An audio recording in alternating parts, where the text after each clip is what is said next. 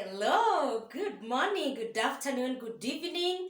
Hello, wherever you are at. How are you doing? How is the going? My name is Anna Mugeshe. Welcome back to my channel, and this is the channel of hope. I'm so much excited because of the series that have been taking place in this channel. If you haven't watched, these are the series about relationships and marriages, and this is where my passion is. I hope you're inspired. Have you watched? Haven't you watched? Have you subscribed? If you haven't subscribed to this channel, you're new in this channel, you are at home, welcome. Feel appreciated. Do subscribe and watch all the series on this topic that I love most, on this inspiring, awarding, and encouraging series of videos. And today I'm so much excited to bring another series on relationship and marriage. And today I want to talk about conflicts in relationships, conflicts in marriages. I know you don't want to miss this. You're heading there, you're already in it, you are in a relationship. This is the place to be. You love such challenging topics. You love such topics, encouraging and inspiring. What are you waiting for? Do subscribe and welcome to the video of today. My name once again is Anna Mugeshe, and let's do it.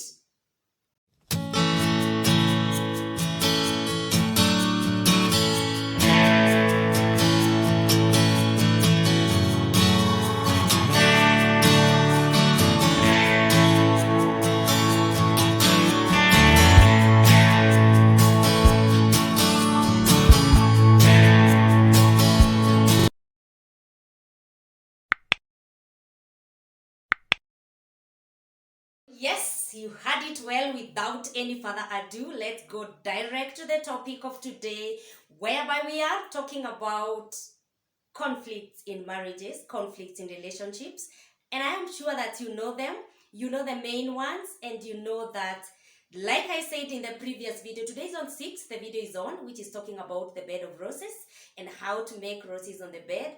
I started and introduced the video by saying, if you haven't watched, please do watch. I started by saying that every smiling couple does not just smile. It smiles all the way from where they started having the disagreements and agreements, disagreeing to agree. And so those couples who are just smiling have gone through trials and temptations, and they are able to overcome. They have been through challenges. What's that? I know you don't want to miss this. I hope you have subscribed, and let me talk about the topic of today, whereby we are talking about conflict in relationship and conflict in marriages. My name is Anna Mugeshe once again. Thank you so much. If you are watching, please do watch to the end. And in case you want to talk about it, you're looking for someone that you can lean on, you can have a shoulder to lean on.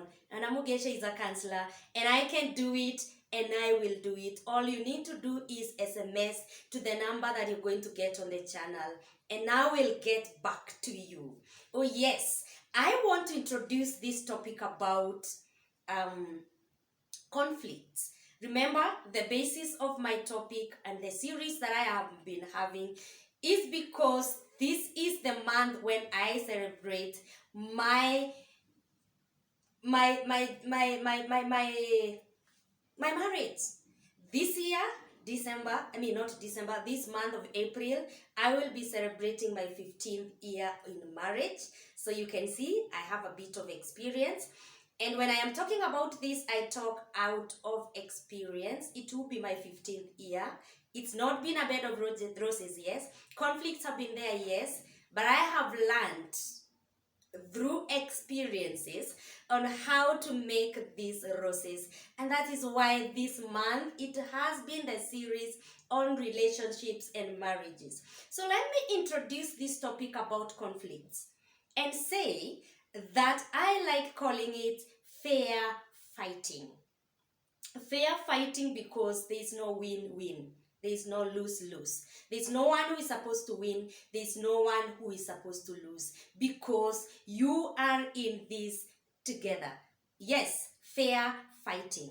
Why is it important to have these conflicts? Why is it important to have these disagreements, quarrels, arguments, and all that? It is because it brings understanding.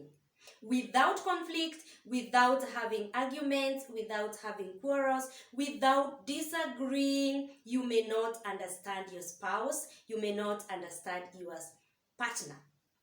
And I want to record this, to put this on record. Remember, I'm using the book of Marriage and Family Matters from Ambrose. Ambrose, I'm still selling your book online. And I want to talk about the roles for a husband and the roles for a wife, which will come later. That a husband is supposed to be the keeper, a wife is supposed to be the builder of the house. A husband is supposed to be the family priest. A husband is supposed to be the protector. He is supposed to be the prophet. The basis is also biblically a family provider, the husband. When the husband provides for the family, what is the work of a wife? A wife is supposed to preserve the resources.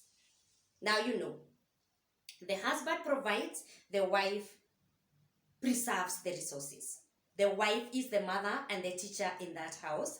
The wife is the ideal beauty. When I talk about the ideal beauty, I talk about the beauty in the book of Peter, 1 Peter in the Bible, chapter 3, verse 4. The wife is supposed to be the home manager. We are the people who are supposed to be managing our homes. The Bible says that a foolish woman destroys her home with her own hands. So those are some of the things, the roles that bring conflicts. We have conflict because we have forgotten about our roles in our houses. What is the role of a wife? What is the role of a husband? What is the role of a woman in this relationship? What is the role of a husband in this, or a partner in this relationship? I know that roles have changed, especially when we talk about the provision and all that, but those roles remains. Whether they are shifted or they are not shifted, the roles remain. I have started by talking about the spousal roles and the relations, the roles in the partnership, because this is the source. I can say that again. This is the source of most of the conflicts in marriages. This is the source of most of the conflicts in relationships, because we forgot about our roles as women. We forgot about our roles as men, and then that brings the source of conflicts. And I started by saying, a man is supposed to be the ideal lover. Do the ideal love exist? Yes, it exists. The ideal love is whereby you are with a partner who truly loves you.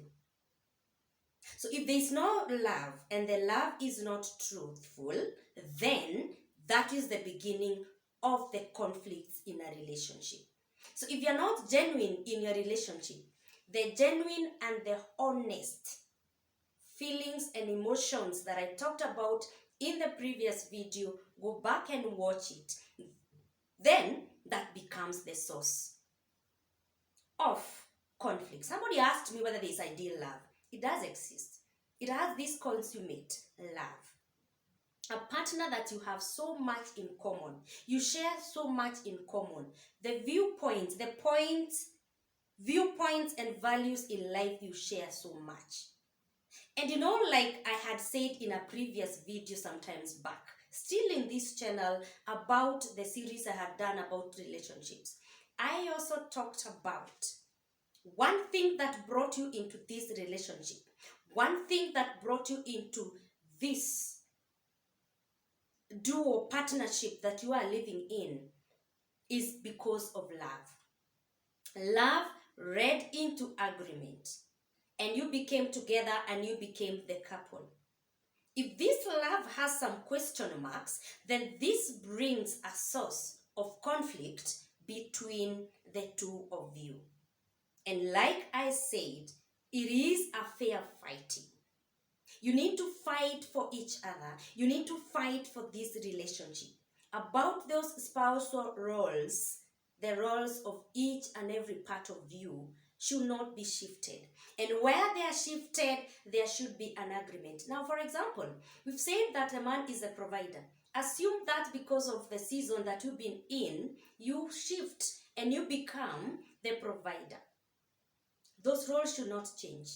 You are also supposed to guard those resources or to preserve these resources. So let me come direct to the conflicts themselves. Please do comment, write a comment on the comment section, and let me know what you think is the main source of conflicts in a marriage or in a relationship. Whether you're in it or not, what is the main source of conflicts in our relationships? Remember, I said they're fair fighting. They're very important because they bring about understanding. The common conflicts that we have in our relationships and in our marriages, which ones are they? And which one will carry all of them? So I am going to list them. Let me take them. I have prepared them somewhere. Yes, I have prepared them somewhere, and let me read them for you. These are the common. Drop me a comment and let me know which ones you think are the most common to your relationship and to the way you're working in your relationship and your marriage. Number one, we have violent behaviors of husbands. That is a common conflict. Violent behaviors of husbands. Nowadays, we even have violent women. Lack of cooperation in the family will cause a conflict. Now, conflict is when you disagree. You totally disagree. Your point of view is very different from that one of your partner. And let me note it and make it clear that there is no point of view that is wrong and that is right. Because remember, we are unique beings. None of you is the same as the other. If you have children, it's just like these two fingers. These fingers do not look alike. And none of the fingers look like the other. So you are a unique being. And the Bible says that we all have weaknesses. No one is perfect. And once we don't realize and acknowledge that no one is perfect, then conflicts start building up. The minute we realize and acknowledge that none of us is perfect, your partner is not perfect, it's only God who is perfect. All of us have weaknesses. Once you acknowledge that, then the conflicts will come and will be resolved amicably. So lack of cooperation in the family is another conflict. Inability to spend enough time together, I call it quality time between the two of you, is another source of conflict. Issues related to children and other families, in-laws, etc., is another conflict, or one thing that will bring about conflict in a relationship. Lack of effective communication, I like calling it poor communication. Financial problems will bring about lack of effective poor communication, financial problems, personality types, defensives, men are doers, women feel. This is what I'm talking about, the common conflicts in marriage. Money is the most common source of conflict between couples. Money is the most common source of conflict between couples. It can also cripple communication between couples. Now, I've given you several common conflicts in. If you didn't get them, you can just not SMS me. You can comment, you can write a comment and let me know whether I can list them for you. But by now, if you're still here, you know those conflicts and the one which is the main. Now, among all those common conflicts in relationships and marriage, and even in family matters, which is the main one? I've said money can cause poor communication. But trust me, when all these conflicts come, the main disagreement or the main quarrel will be raised through the word of mouth. So communication will start. You do not have time for me. You do not do anything. You do not provide for my family. I told you this and that. I told you not to stop misusing that money. I told you not to do this. You did not listen to me. So the main and the backbone of conflicts is communication. Yes, they are not met. Yes, he has not done. Yes, she has not done. Yes, she has done. Yes, he has done. How do you communicate this conflict? The aftermath is what matters. How do you communicate these shortcomings in your relationship? So I narrowed it down to communication being the main source of conflict.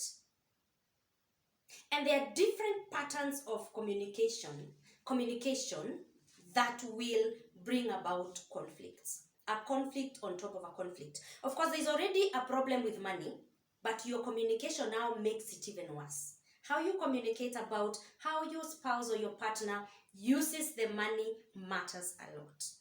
How you resolve this conflict. So you realize that communication is a part of the conflict in a relationship. And then communication also brings more conflicts amongst the conflicts that are already appearing or challenging your relationship. So I came up with some negative communication patterns that I got from somewhere online that will bring more conflicts. And through this negative communication, I will put the positive on how we are supposed to resolve this conflict in a relationship. I think I'm going to cut this topic into two. And number one, avoiding conflicts. There are people in that relation, there are most people or individuals who will choose peace.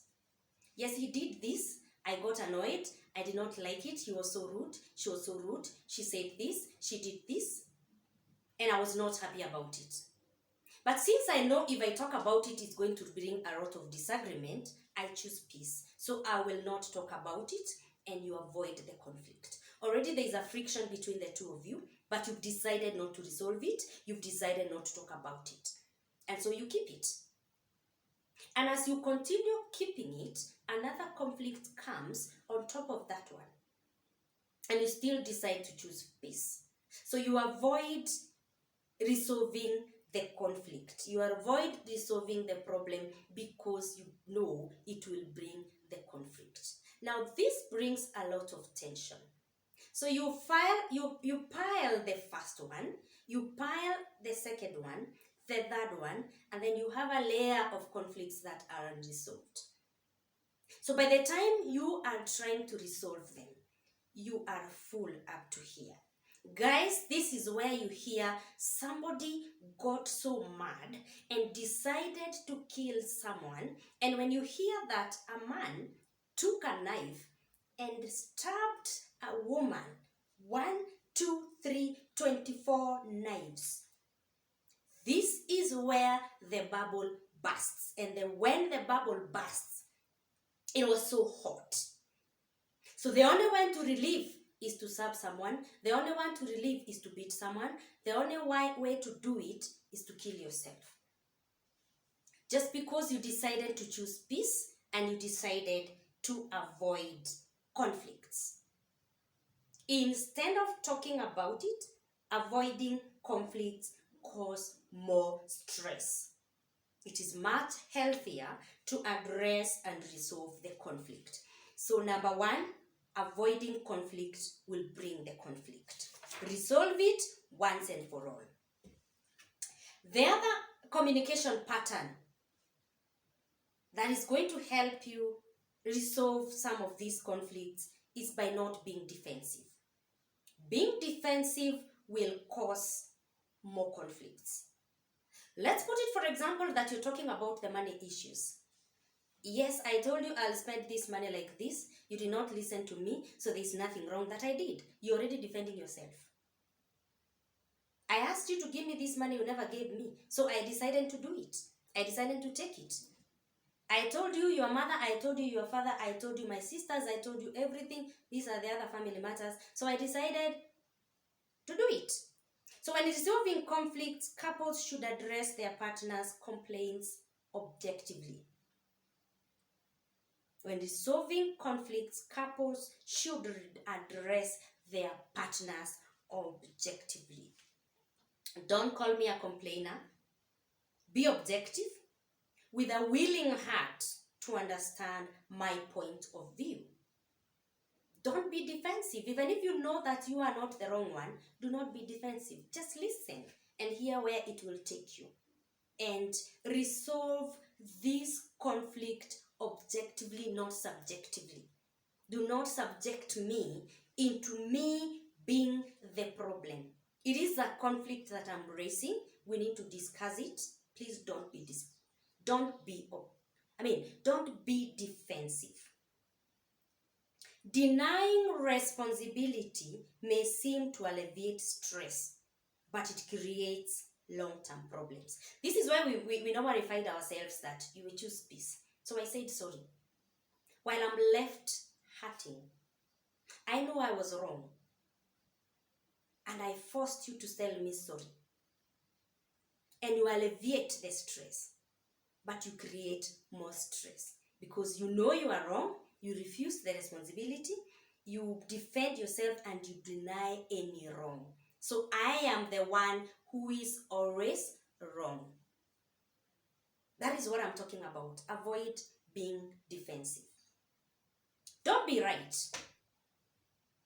Don't try to always be the right. Remember, I have said that we are all unique beings. And we all have weaknesses. And we all look at things in different perspectives.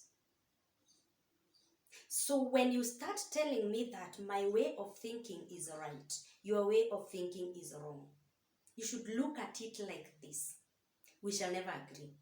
Remember, I said it is fair fighting. We should always fair fight. No one should win, no one should lose. By the end of the day, solving the conflict should bring what? Oh, somebody's at the gate. You disagree to agree, and you leave yourself at the level. Never compete with your partner. Never compete with your spouse. This will also, and I say categorically, bring so much conflict. And let me tell you something. There's nothing wrong like living in a relationship where no conflict is resolved. So I am talking about always defensive people deny anything wrong. Now, I brought this topic because it is the topic that I want to talk to a couples seminar that I'm doing, and I will be talking about this. And because I may not be able to record it because of rights of some people may not want to be seen here, so I decided why not talk about it as I talk about these couples, because I know it will help us resolve conflicts. So there are a lot that I want to talk about. There are so many conflicts that I want to talk about and how to resolve them, and this will appear in the next video. So this is part 1 of conflict in relationships and in marriages. Thank you so much for joining me. Tune in to the next video. It will also be talking about part 2 about conflicts and resolving conflicts in a marriage. My name is Anna Mogeshe. Thank you so much for watching up to this. I hope you have subscribed. Tune in to the next video, and may God bless you. May God bless your relationship. Thank you so much. God bless.